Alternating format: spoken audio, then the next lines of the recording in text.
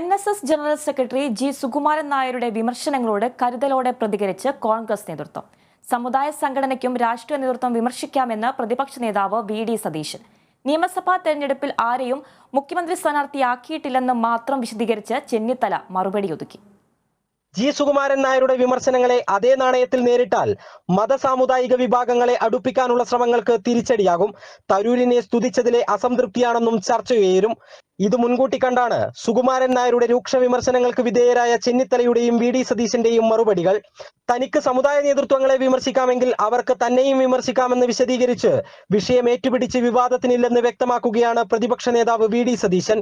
ഞാൻ സാമുദായിക നേതൃത്വത്തെ വിമർശിച്ചിട്ടുള്ള ആളാണ്. അപ്പൊ എനിക്ക് പറയാമോ രാഷ്ട്രീയ നേതൃത്വത്തെ സാമുദായിക നേതൃത്വം വിമർശിക്കാൻ പാടില്ല?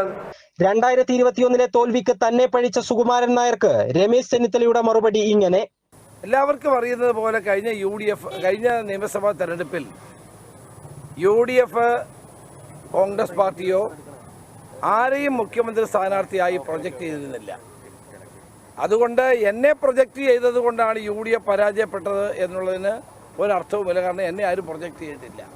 വ്യക്തി ജീവിതത്തിലോ രാഷ്ട്രീയ ജീവിതത്തിലോ മതേതര നിലപാടിൽ ഒരിക്കലും വെള്ളം ചേർത്തിട്ടില്ലെന്നും രമേശ് ചെന്നിത്തല പറഞ്ഞു. Kerala vision news, Thiruvananthapuram.